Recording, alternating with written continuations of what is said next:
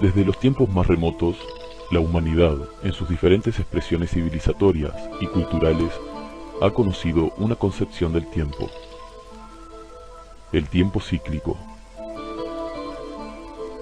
El tiempo cíclico refiere a la primera noción del tiempo desarrollada en la aventura del hombre.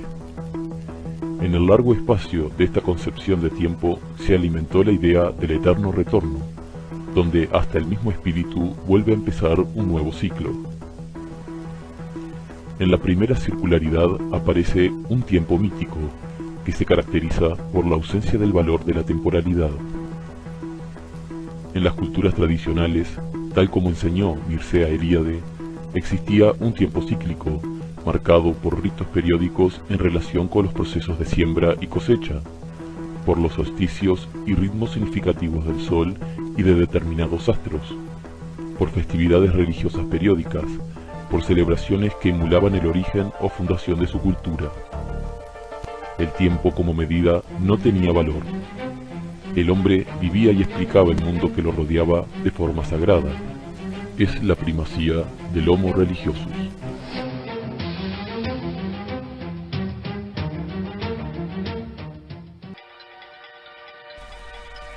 Pero hace aproximadamente 3 siglos, la civilización occidental rompió con esa armonía cíclica. El hombre moderno apareció. Es el hombre histórico que se sabe y se quiere creador de la historia. La concepción del tiempo sufrió un cambio de trascendental importancia. Se impone la historia, o dicho de otro modo, la creencia en el tiempo lineal ligada a la noción del progreso indefinido.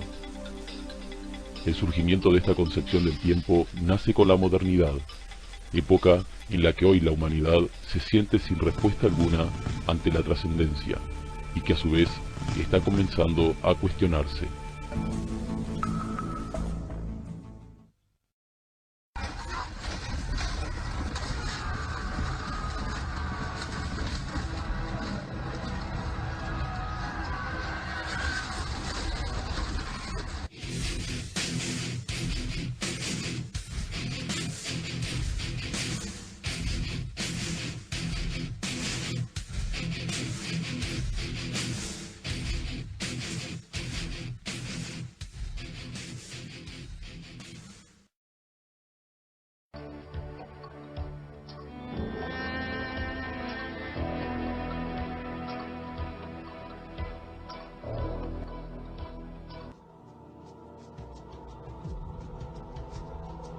El comienzo de la idea lineal del tiempo está marcado por la aparición del monoteísmo.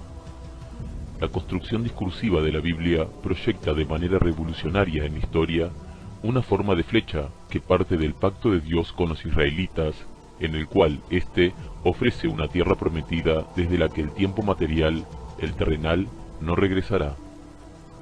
El cristianismo toma esta concepción para sí y la introduce en Europa.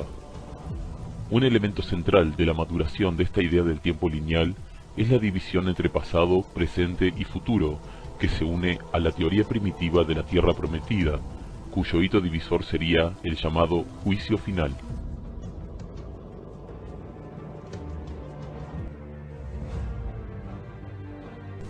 En la Edad Media, marcada por el cristianismo, en cambio, coexistieron la concepción cíclica del tiempo con la concepción lineal. El tiempo era marcado por los ritos, los rezos y las festividades eclesiásticas, que continuando lo que se había hecho en la antigüedad, creaban un ritmo cíclico que se repetía cada año, acercando la conciencia en una espiral creciente hacia una captación trascendente.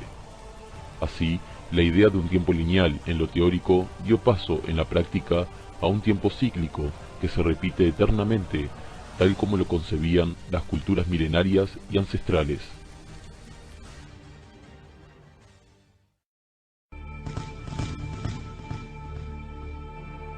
Finalmente, la Edad Media fue culminando, y con ella toda su concepción de los ciclos. Comienza a esbozarse la modernidad, la gran cultora del tiempo lineal. Pero la modernidad no solo inaugura la primacía de la visión lineal del tiempo, dando paso a la historia, sino también a la idea de progreso, teorizada ya por Leibniz en el siglo XVII. El progresismo inunda todas las teorías modernistas hasta el día de hoy. El progresismo es la concepción de que todo tiempo venidero es mejor que el pasado y el tiempo presente, y que la novedad es buena en sí misma. El método científico fue anexando a una serie de materias bajo un estudio predeterminado, en el cual la linealidad y el progreso era un ingrediente común. Este progreso indefinido, por tanto, está dado por la primacía de la ciencia y la técnica, por lo que las concepciones y explicaciones de índole religioso y sagrado deben ser eliminadas progresivamente. Esa primacía científica del progresismo en la vida de los hombres tiene como último fin, en teoría, la instauración de la felicidad terrenal en base al acceso igualitario de todos los seres humanos a los bienes materiales. Es la primacía del Homo economicus, que según la modernidad actúa y vive únicamente en procura de saciar sus apetitos materiales. Se da paso al materialismo filosófico, con el cual se acepta como única realidad posible a la materia. Sostienen los modernistas que hay una inevitable evolución y progreso en todo lo que habita este mundo, las sociedades, la cultura, la técnica e incluso los mismos seres humanos. Veamos cuáles son los principales exponentes ideológicos que han forjado la modernidad en los últimos 3 siglos.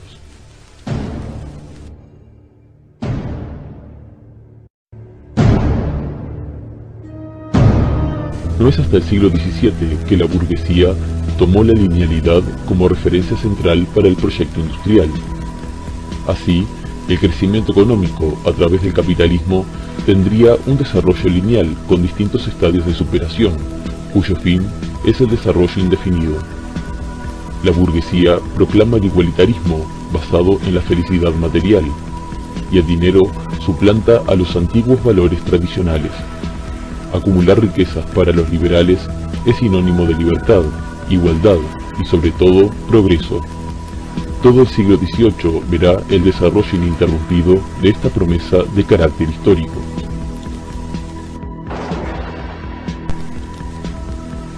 Entrado el siglo XIX, el francés Auguste Comte teoriza acerca del positivismo, donde se anidaría el optimismo del hombre por la cultura y su proyecto universal. Según Comte, las sociedades transitan por 3 estadios diferentes, cada uno de ellos en continuo perfeccionamiento: el estadio teológico, el metafísico y finalmente el estadio positivista, el que le brinda a los hombres todas las explicaciones del mundo que lo rodea, pues posee el conocimiento de la ciencia. También las disciplinas sociales y naturales cayeron en este influjo. El desarrollo industrial, como una flecha, llega a un máximo de optimismo a fines del siglo XIX, en la que los teóricos positivistas esperaban la proyección de invenciones capaces de promover la conquista del hombre sobre la naturaleza. Las máquinas parecían dictar un tiempo productivo que adquiría cada vez mayor velocidad respecto al tiempo de la vida, a diferencia del viejo sistema del artesanado, en el cual el hombre tenía total control sobre las horas asignadas al trabajo. Comte ilustrará perfectamente el espíritu de la época, en el cual el positivismo sería la etapa del triunfo final del hombre sobre sí mismo.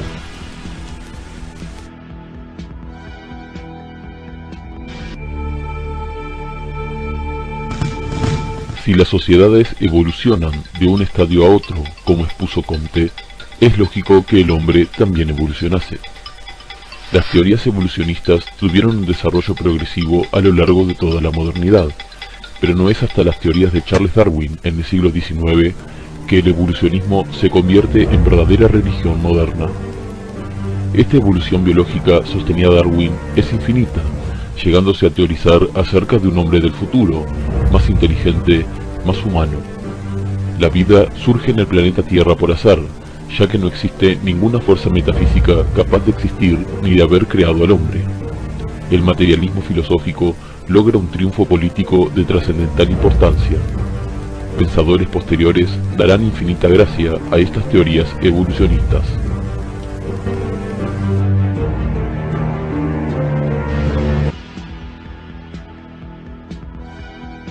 La misma idea de linealidad influyó desde otra vereda, al marxismo, que ocuparía como medio la revolución social para la instauración de otro paraíso terrenal, el comunismo. Así irrumpe un nuevo acto de liberación, siempre lineal, que sería la liberación del género humano. Imbuido de la esperanza redentora de la técnica para lograr la igualdad material entre todos los hombres, Carlos Marx niega la importancia a toda trascendencia espiritual y sostiene que las leyes científicas de la historia marcan el camino a la sociedad comunista, una sociedad marcada por el progreso indefinido, donde todos los hombres compartirán una viña de riquezas materiales sin límite. Todas estas teorías han tenido un ingrediente teórico común: el avance siempre sostenido de las sociedades, del tiempo, del hombre y de la historia hacia la conquista de sus prédicas redentoras. El premio, el acceso a la riqueza material en términos de igualdad.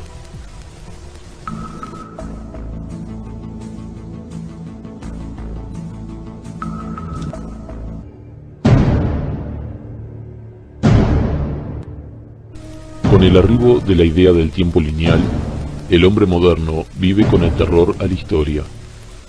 El futuro es incierto, ya que ningún fenómeno humano se repite, pues la lógica de la ciclicidad y la regeneración periódica desaparecen. La vida humana está vaciada de significación trascendente. Es así que para enmendar esta falta, los teóricos de la modernidad toman algunos conceptos del tiempo cíclico y los utilizan para su propio provecho. El tiempo cíclico del hombre tradicional concibe a las civilizaciones como organismos que cumplen inexorables etapas de desintegración. Como una planta, las mismas nacen, se desarrollan y mueren, cumpliendo así con los inevitables ciclos cósmicos. Concebidos en una edad de oro, estas padecen una primera caída, inaugurando una edad de plata, posteriormente una edad de bronce y finalmente una edad de hierro o Kali Yuga en la tradición hindú. Esta última etapa de decadencia moral y de pérdida de las perspectivas éticas da paso al retorno a otra edad de oro y así sucesivamente.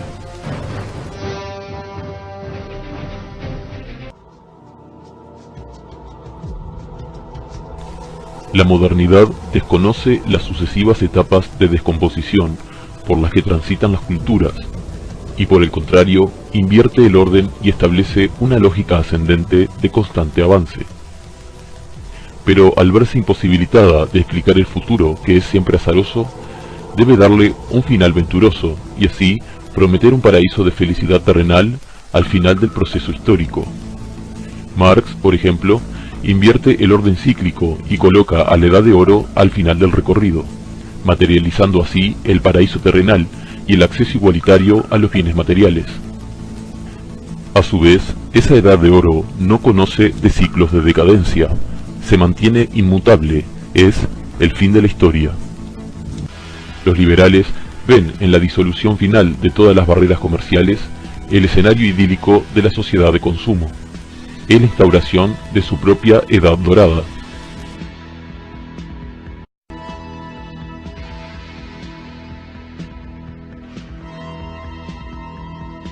El derrumbe del sistema soviético demostró la imposibilidad de la aplicación de ese Edén terrenal, y sí, en cambio, el perfeccionamiento en las matanzas sistemáticas de millones de vidas en nombre de la igualdad comunista.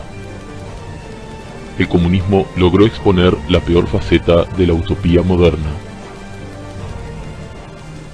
El surgimiento de capas medias en el siglo XX desviaron el entusiasmo por el marxismo y se dirigieron a la carrera desenfrenada por la acumulación capitalista en un marco de transformaciones sociopolíticas.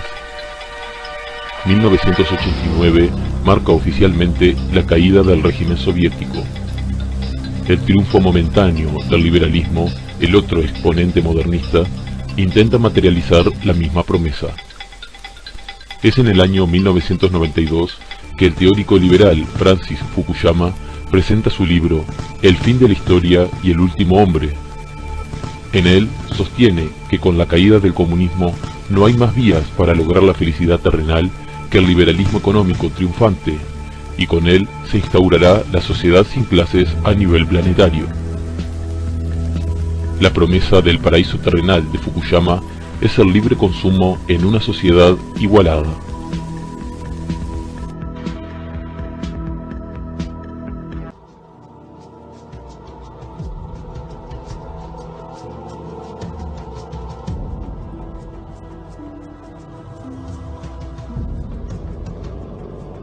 En la medida en que el sistema progresista desconoce la vinculación del hombre con la naturaleza y las determinaciones naturales del ser humano, es inevitable que su proyecto entre en colisión con la realidad. El límite ecológico es el primero de ellos. Quizá la modernidad haya creado máquinas que puedan producir a infinito, pero no ha podido hacer que el planeta Tierra y sus zonas productivas se multipliquen o crezcan. La modernidad se ha impuesto a sangre y fuego sobre aquellos que detentaban el poder, prometiendo el acceso a los bienes y a las riquezas. Pero, ¿qué sucederá cuando la promesa igualitaria exportada a las demás civilizaciones, como la China o India, no pueda verse cumplida dado el límite ecológico? ¿Pueden 1.300 millones de chinos y 1.100 millones de indios acceder a automóviles, casas de veraneo, computadoras, refrigeradores y cocinas a gas? ¿Y qué decir del acceso a las fuentes de energía, como el petróleo y la electricidad? La finitud del planeta vuelve a imponerse y marca el límite a la promesa del progreso.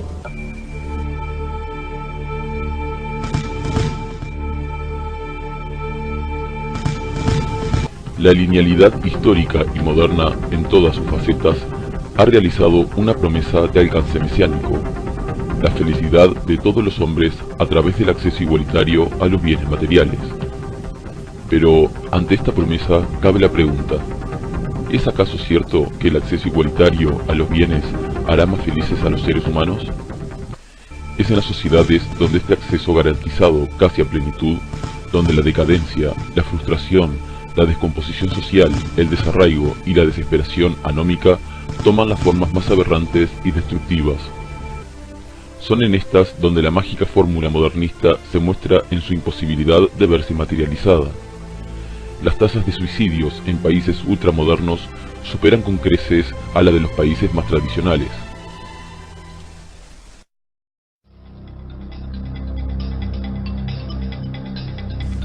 Desde que Fukuyama escribiera su sentencia profética y mesiánica, han pasado 16 años.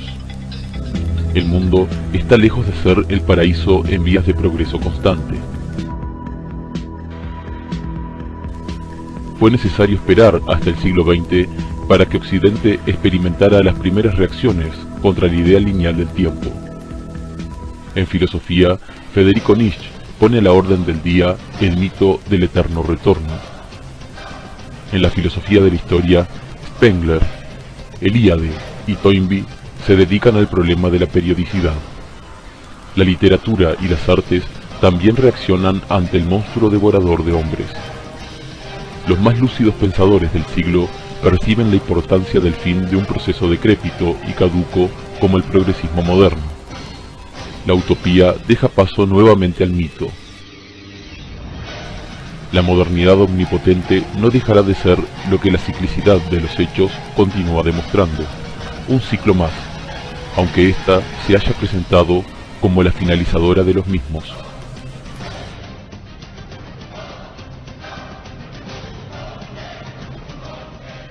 La etapa que está comenzando es la muerte del progresismo moderno. En esta no hay lugar para las falsas respuestas a la modernidad, ni posturas de igualitarismo materialista, ni encumbramiento de falsos dioses. Todos los intentos que el ciclo moderno ha propuesto se han ido para no volver jamás.